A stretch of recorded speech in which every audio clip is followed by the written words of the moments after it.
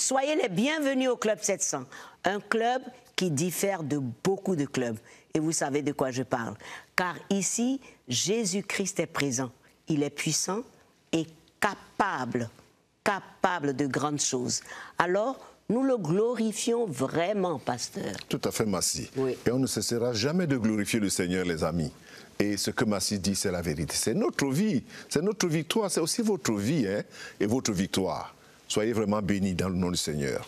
Encore aujourd'hui, nous allons voir les bontés et la puissance de Dieu dans la vie des hommes, ce qu'il fait.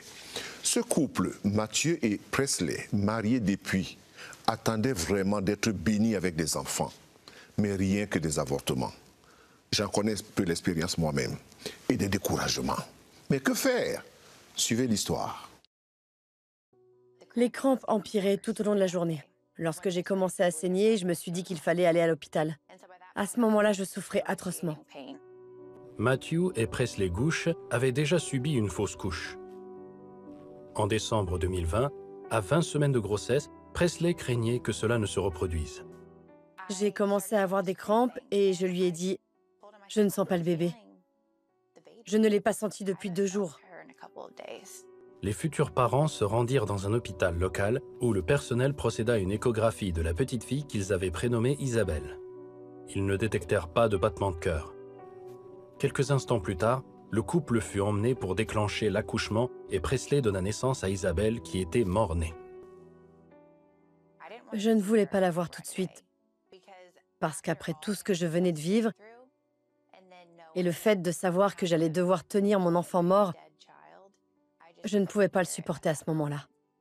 Une fois prête, nous l'avons prise dans nos bras et nous devions réaliser qu'elle n'avait pas survécu. C'était sans aucun doute le moment le plus triste de ma vie. Une fois qu'ils l'ont prise et mise dans une couverture, c'est là que j'ai commencé à réaliser la réalité de la situation. C'est la chose la plus traumatisante que j'ai jamais vue ou à laquelle j'ai jamais assisté. Je n'avais jamais connu de telles ténèbres auparavant. La famille organisa un service commémoratif pour Isabelle qui, à bien des égards, apporta du réconfort au couple. Mais quelques jours plus tard, ils furent accablés par le chagrin. Je me suis demandé pourquoi il fallait que cela arrive. Pourquoi ai-je dû tomber malade? Aurais-je dû faire les choses différemment? J'avais l'impression que Dieu me devait quelque chose. J'avais l'impression qu'il me devait une autre fille parce que je le sers et je lui consacre ma vie. Je voulais cet enfant. Dans les jours qui suivirent, la famille et les amis les couvrirent d'encouragement et de prières. L'un d'entre eux était la mère de Matthew, Karen Peck, du groupe de gospel primé Karen Peck and New River Band. Une amie proche avait partagé ce qu'elle croyait être une parole de Dieu pour le couple. Elle m'a dit, je sais que Dieu le fera, qu'il finira par leur donner une moisson de joie. J'ai commencé à faire des recherches. J'ai lu le psaume 126 qui dit que ceux qui sèment avec larmes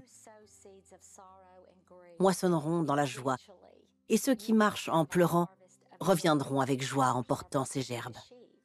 Au fur et à mesure que les prières se poursuivaient, le couple dut faire face à cette perte. Matthew, qui avait repris son activité de guitariste dans le groupe de sa mère, dit qu'il avait l'impression que Dieu s'était tu. J'ai jeûné et prié, essayant de sentir à nouveau le Saint-Esprit me toucher. J'ai prié pour que le Saint-Esprit me remplisse et essaie de me guider, de me donner la paix et de soulager la douleur. 4 mois après la perte du bébé, tous deux affirment que Dieu a rompu son silence.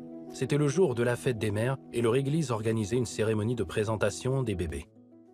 Pour moi, c'était le point de rupture. Nous sommes assis ici et Isabelle aurait pu être là. Nous l'aurions présentée ce jour-là et nous ne l'avons pas. Nous pleurions. C'était un moment vraiment déchirant. Notre pasteur était en train de prêcher et c'est ce jour-là que j'ai senti que Dieu m'a parlé. Il m'a dit « Très bien, cela fait 6 mois. Il est temps pour vous d'aller de l'avant et de guérir. » Il a dit que nous devions aller de l'avant. Nous ne pouvions pas rester là pour toujours. Nous avons fait notre deuil. Nous avons pleuré Isabelle et nous nous souviendrons d'elle. Mais nous devions aller de l'avant. Et je me suis dit que c'était vrai, il avait raison. Quelques semaines plus tard, ils découvrirent que Presley était à nouveau enceinte. Au fur et à mesure que la grossesse avançait, Presley et Matthew prièrent pour la paix et la protection de Dieu. La troisième grossesse a suscité beaucoup de crainte et d'anxiété. J'ai eu beaucoup de mal. Honnêtement, j'avais tellement peur d'être à nouveau malade et que quelque chose se passe mal, je pensais ne pas pouvoir y arriver. Cette fois, Presley porta son bébé à terme sans aucune complication. Le 7 janvier 2022, elle donna naissance à Isla Grace. Il n'y a rien de tel au monde. Savoir que ce bébé est vivant et sain et sauf, c'était tout simplement parfait. La première fois que j'ai posé les yeux sur elle, j'en ai eu les larmes aux yeux. J'ai eu l'impression que quelque chose s'était brisé en moi le jour de la naissance d'Isabelle, mais que quelque chose avait guéri à la naissance d'Isla. Un mois après la naissance d'Isla, Karen Peck et le New River Band sortirent leur album 222, nominé aux Grammy Awards. Un titre est particulièrement cher à la famille. Inspirée par les paroles que son ami a reçues de Dieu et par les Écritures, Karen écrivit une chanson intitulée « Sheaves » et la dédia à la petite Isabelle.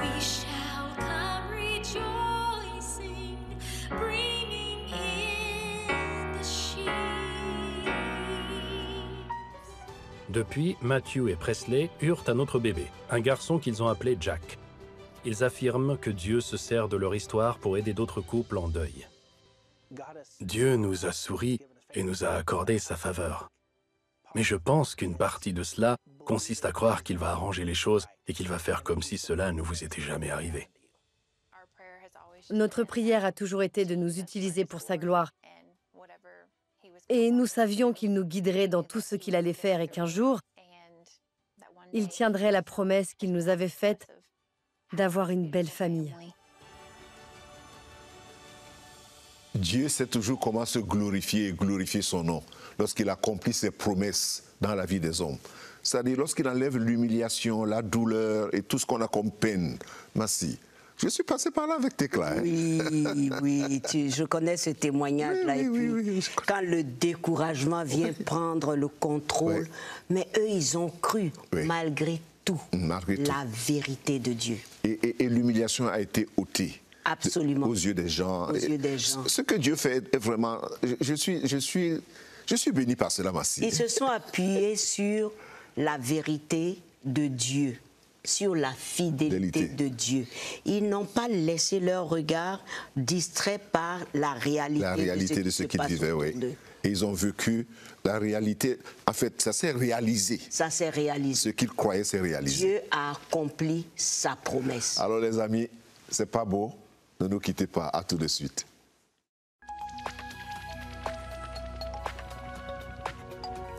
Si vous avez des questions spirituelles, des besoins de prière ou même si vous avez besoin de conseils, n'hésitez pas à nous contacter aujourd'hui au numéro suivant.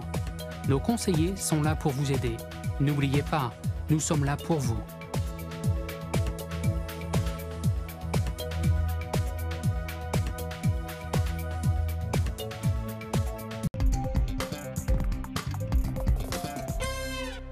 Merci de continuer à nous suivre au Club 700, un club vraiment différent. Nous allons voir pourquoi les médecins ont appelé l'atonia le miraculeux. Ou alors un miracle vivant. Ou alors quelqu'un de particulier. Ou alors on peut mettre tous les noms qu'on veut. Mais pourquoi? Suivez l'histoire. Lorsque j'ai entendu le médecin dire à mes parents que c'était grave et qu'il fallait prier pour un miracle, j'ai su que j'allais livrer le combat de ma vie. Cela faisait 3 jours que Latonia Faison avait été diagnostiquée comme souffrant d'un zona. Aujourd'hui, cette femme de 45 ans est hospitalisée pour une insuffisance rénale et hépatique aiguë. Sans greffe, elle mourrait. Mais il n'est pas facile de trouver un donneur à temps. Le directeur médical exécutif de l'hôpital de l'Université de Caroline du Nord à Shape Hill, Dr Chirag Desai, explique. Des milliers de patients sont sur la liste d'attente et seulement 50% d'entre eux finissent par recevoir une greffe de foie, généralement dans l'année qui suit. On peut dire qu'elle avait peut-être 10% de chance de survie dans les 30 à 90 jours à venir, sans transplantation. Ses parents et d'autres membres de sa famille étaient à ses côtés lorsqu'elle apprit la nouvelle et demandèrent à Dieu un miracle. J'étais si malade que je ne pouvais pas prier pour moi-même. Je suppose que c'est à ce moment-là que Dieu est intervenu, qu'il a regardé mon cœur et qu'il a su que j'avais besoin d'aide, que j'avais besoin de prière.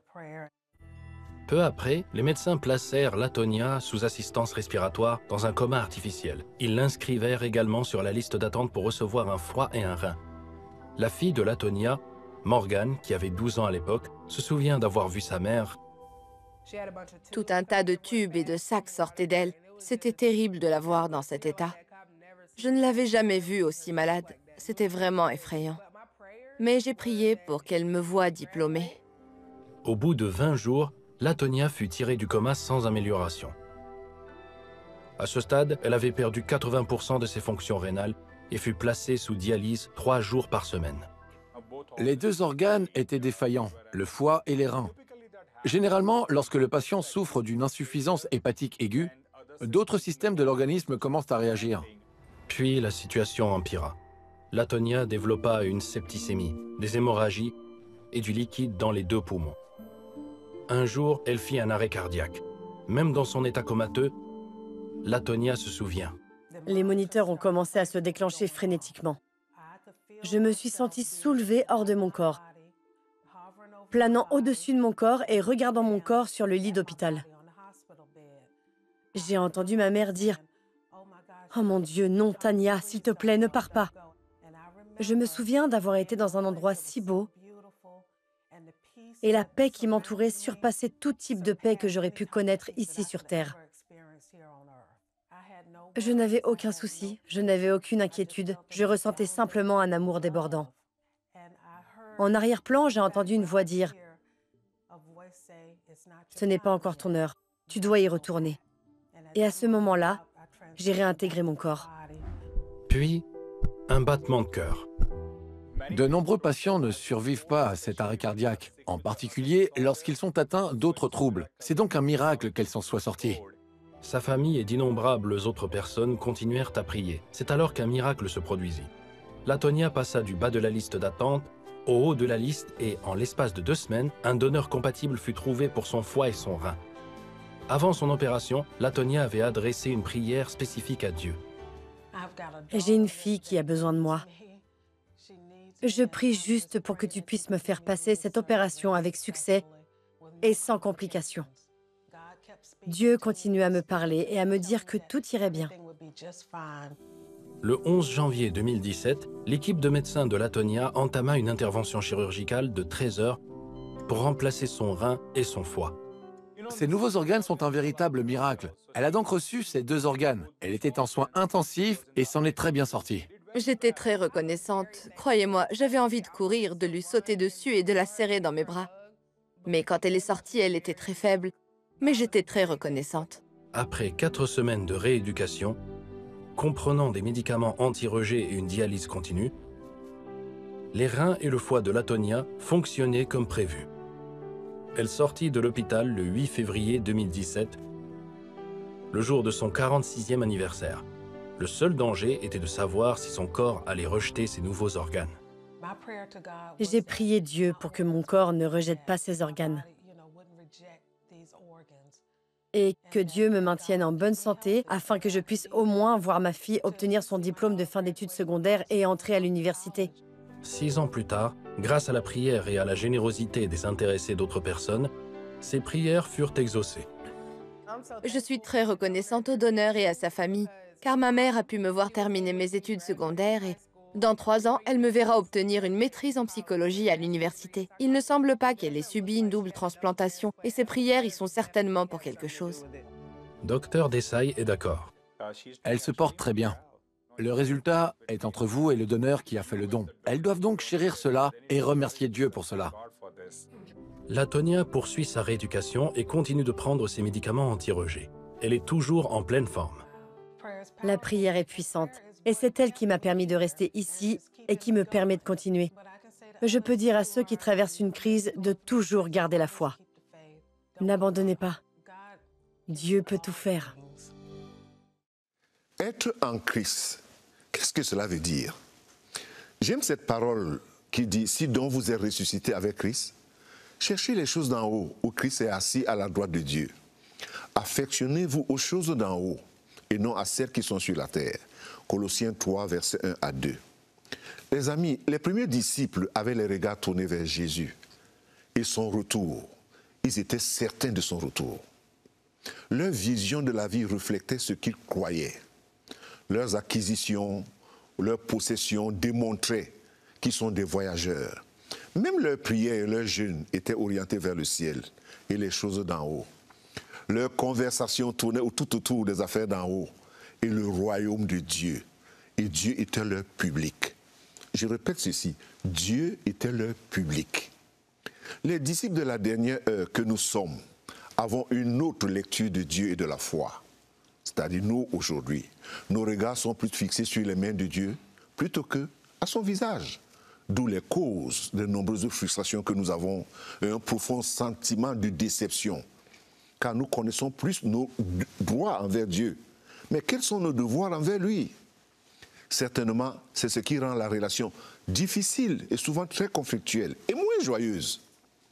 Disciple de la dernière heure, je n'ai pas la prétention de tout comprendre peut-être, encore moins de tout connaître, mais il me semble que bien avant nous, qui sommes d'aujourd'hui, d'autres personnes ont connu des situations semblables aux nôtres et même plus difficiles encore. Mais Dieu s'est comporté de la même manière, à savoir le silence. Car toutes les réponses à nos questions ont des réponses à la parole de Dieu. Tout ce que nous avons comme question au sujet de la vie, les réponses sont dans la parole de Dieu. Et moins la parole est dans ton cœur, moins tu connais la volonté de Dieu. Prie avec moi s'il te plaît. Et dis tout simplement, mon Dieu et mon roi, je voudrais reconnaître mes frustrations. Et ton silence souvent m'a effrayé. En suivant ces témoignages, en écoutant cette exhortation et ta parole, je me tourne vers toi maintenant pour confesser mon besoin de toi, Seigneur. Je confesse mon besoin de toi et je demande pardon.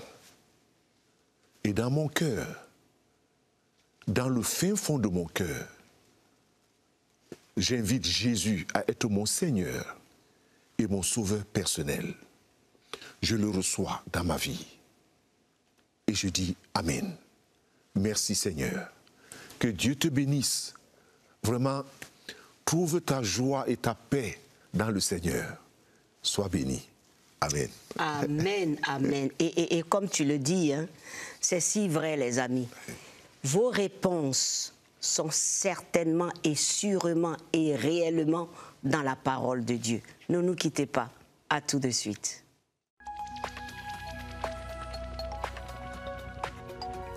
Si vous avez des questions spirituelles, des besoins de prière ou même si vous avez besoin de conseils, n'hésitez pas à nous contacter aujourd'hui au numéro suivant. Nos conseillers sont là pour vous aider.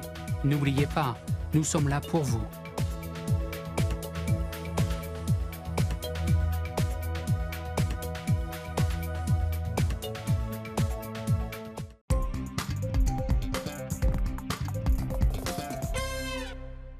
Nous nous retrouvons encore au Club 700 pour voir encore les merveilles de Jésus-Christ, seul sauveur, je vous le rappelle. Imaginez cette mère chinoise cherchant désespérément le bien-être de son bébé au travers des pratiques occultes, mais sans résultat. C'est sûr qu'il n'y a pas de résultat dans les pratiques occultes. N'essayez pas, essayez plus Jésus. Vous verrez des résultats vrais. Alors, suivons son histoire. Madame Shu a toujours cru à l'enseignement traditionnel chinois selon lequel un empereur de jade règne sur le ciel. C'est pourquoi, lorsqu'elle est tombée enceinte, elle lui a demandé sa bénédiction. J'ai allumé une bougie et j'ai dit « Empereur de jade, bénissez mon bébé pour qu'il naisse en bonne santé. » Mais il ne m'a pas entendu. Wenrong est née avec un mois d'avance. Elle avait du mal à respirer. Ils l'ont donc placée en soins intensifs et je n'ai pas été autorisée à la voir. Rapidement, elle a découvert que Wenrong avait un trou dans le cœur qui appuyait sur son artère pulmonaire. Madame Shu a appelé son mari qui travaillait en dehors de la ville. Il a promis qu'il ferait tout ce qu'il pouvait pour gagner de l'argent afin de la faire opérer. Mais même s'il travaillait pendant 10 ans, il ne pourrait pas économiser suffisamment. Pendant ce temps, Madame Chu ramena Rengrong à la maison et sa fille s'affaiblit. Elle n'a pas tardé à revenir aux soins intensifs. Je n'avais jamais senti le cœur de quelqu'un battre aussi vite. Elle a fermé les yeux et s'est évanouie. Les médecins déclarèrent que Rengrong devait être opérée dans la semaine, faute de quoi elle mourrait. J'ai supplié le médecin. S'il vous plaît, sauvez mon bébé. Le médecin a parlé à Madame Chu d'opération bénédiction. Et vous avez aidé à rendre possible l'opération du cœur de Rengrong. C'est une personne différente. Elle est très forte et rampe partout. Je lui apprends même à marcher.